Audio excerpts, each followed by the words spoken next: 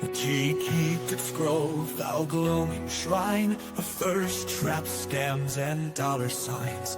We chant in tones both grim and low, for virtue fled a long time ago. Kyrie eleison, Christe descendat, final form Jesus return in wrath. With six-pack listening, sword in hand, he cometh swift to cleanse the land. You are correct, JKD Buckmo. The Reverend Dr. Sarah Boone, Esquire, in third-party intervener, twice removed, said a lot of meaningful things in her life that scholars still will grapple with for centuries. Some respect, please. Know that. Know that. She is such a cartoon character. If she wasn't so abhorrently evil, she'd be entertaining. Oh, you're allergic. Good. A woman unleashed a hive of bees on deputies and bystanders because she was angry about an eviction. Now, I just couldn't put her in with Lord Chippy because, you know, a drive-by bee attack was just too funny. That being said, I also was like, did I read that correctly? So it had to go in final form Jesus. A woman is standing accused of setting beehives loose on law enforcement officers and nearby residents has been arrested nearly 800 miles away from where the crimes occurred. So she made like a bee and got the hell out of there.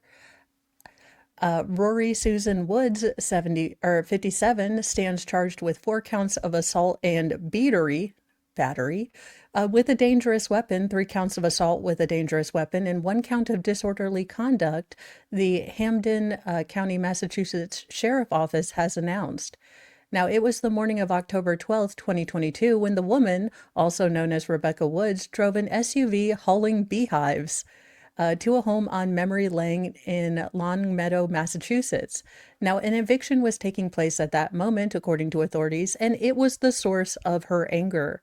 Now, Woods had allegedly removed and smashed the lids of the manufactured beehives, then flipped the hive off the trailer to make the bees extremely angry, pissed off, and aggressive. Yes, remember, bees like to be shaken, not stirred, if you're going to use them for assault purposes. If you have militarized bees, apparently shaking them and pissing them off is how you activate them. Who knew? Who knew? Now, the bees proceeded to swarm and sting the deputies and bystanders, the sheriff's office said, and made a note that some of those who were stung were allergic, and one employee with the sheriff's office had to be hospitalized because they had an allergic reaction. Now, when the officer told Woods that he and other deputies were allergic to bees, she allegedly replied with, "Oh, you're allergic? Good." Mass Live reported at the time. Now, the suspect had even donned beekeeper suits and carried another hive toward the home before being taken into custody. Oh, she was mobile. She had multiple attack hives. Now, photos from the arrest do show that she was in a beekeeper jacket with a face covering and an SUV that was blue with a trailer attached holding stacked bee boxes. Now, though Woods was arrested, she was released before her trial began, and after several delays, the trial was scheduled to begin on August 5th. However, Woods, who is oh my God, please let this be streamed. Come on, somebody find me the bee lady stream. If anyone is in Massachusetts, if you know a local place that's covering this or did cover it, because holy crap, Petty Express, pro se beekeeper attacky. Could you, I mean, the world doesn't get much better than a, assault bee, a drive-by being trial. However, Woods, who is representing herself, reportedly pleaded not guilty and did not show up. Well, that's how hey, if you're pro se, you don't even acknowledge the court's authority to have you go to court. She is winning. A judge issued a non-bailable warrant for her failure to appear, and law enforcement began looking for Woods, the law enforcement agency said. Now, she was later arrested at a hotel in Kingsport, Tennessee on Thursday. Now, the eviction to which Woods allegedly took issue was a stop and go for the better part of 2 years, authorities said, following the fall 2022 attack. Hampden County Sheriff Nick Kochi said that they would prepare for a protest over evictions, but a majority of the protesters understood that they were just doing their law or their jobs in accordance with state statutes. But this woman traveled here and put the lives of several of my deputies in danger because they're allergic to bees. We had one staff member go to the hospital, and luckily he was all right, or she would have been facing manslaughter charges. I support people's right to protest peacefully, but when you cross the line and you put my staff and the public in danger, I promise you'll be arrested. Now, she was arraigned in Tennessee and extradited back to Massachusetts to stand trial. So hopefully we get to see the drive-by being attack trial. Pro se beekeeper defendant, I need this in my life. Look, come on. We've been having way too much water and rain this summer. I need this in my life, okay? Well, we might have caught E.T., y'all. A British man playing fetch with his dog might have actually accidentally recorded a possible UFO zooming through the air. I don't know. Do UFOs leave chemtrails? I don't know. I'm not up on my ufology. Or are they different things now? Are they crafts of an alien origin? I can't remember what we're supposed to use now. They both had the zoomies. A British man accidentally caught what is being called a possible UFO zooming through the sky in a video of his dog playing fetch at a scenic location in England. Andrew Clifton, 40, was tossing a frisbee to his 5-year-old Labradoodle named Labrador named Dash on Malvern Hills near Worcester on August 2nd, when an alleged object flashed in the sky, Gloucestershire Live reported.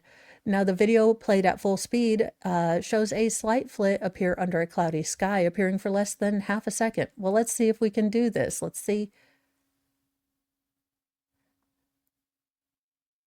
I don't know. I'm just looking at the dog. Oh, Fry would have missed that. Okay, so we did see the little smooch, whatever it was. Huh.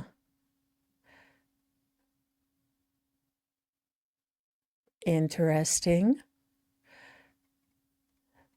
Uh, so there we go. I mean, now, on a slow motion replay, the object appears tubular and missile shaped with a blue looking cap at its rear.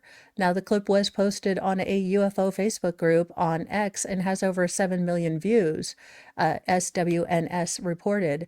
While some are certain that the object was alien technology, Clifton shared his opinion that the object could be high tech military projects or something like that. Now, England's Royal Air Force Base our Air Force does have a base near this sort of area, so it could have been something that we just don't know. That being said, I do tend to binge UK news, and I think defense spending is not going great. So I don't know if they have like secret technology they're not sharing with the rest of the public, which would indicate secret. But UK, I don't know that you need to work on really super cool stuff. I think you, like everyone else, have more local problems at home. I don't know. Call me crazy. And possibly a story that I should not put in Final Form Jesus, but I think even Jesus would approve this, and saying that will probably get me struck by lightning. But I think that, table flipping Jesus would understand. In a news story, well, just guaranteed to warm your need for justice and just warm the cockles of your heart. Apparently, Bryan Kohberger is being tormented in prison. Thank you. Yes, Gen Pop Justice. And I helped, allegedly in Minecraft. Bryan Kohberger's fellow inmates have reportedly found a way to antagonize him despite the convicted, unaliver being in solitary confinement at Idaho's maximum security institution. Now, according to reports, a lot of them yell through the vents connected to his cell block and have even taken turns carrying out disruptive acts. Oh my gosh, the prisoners are learning to take turns and share. Sharing is caring. See, and here, I've been skeptical that you could rehabilitate criminals. They're learning to work together to do a cause. Teamwork makes the dream work, boys. Bryan Kohberger is currently serving 4 consecutive life sentences at the correctional facility for the murders of the Idaho students. Aw, don't you just feel bad for this Manson-lamped Kubrick outcast? I mean, don't you? Now, just barely weeks into the start of his life sentences, Kohberger is finding out that life in prison is harder than he imagined. Now, he is currently residing in solitary confinement in a cell in the IMSIJ block that restricts, and houses the most violent of offenders. Still, per a source that spoke with the Daily Mail, he has been the subject of a relentless taunting campaign by many inmates in the block. It's driving him crazy, said Chris McDowell, a retired homicide detective with Prison Connections. He noted that the inmates are tormenting him at night and almost all hours of the day, taunting him through the vents in his cell. They're literally getting up into the grate and yelling at him. Inmates are taking turns doing it. It's relentless. Now, according to McDowell, Kohberger has been extremely annoyed and frustrated. Tell me more. I'm getting excited. Did it hurt you? Is your soul crying? Come on, details, details. Now, the former police officer also claimed that the convicted murderer has complained to prison officials about losing sleep because he's being taunted. Per the Department of Corrections website, he is one of the 535 violent male residents living at the institution right now. He is listed alongside Chad Daybell, the convicted gross guy who unalived children, his wife, and everything else.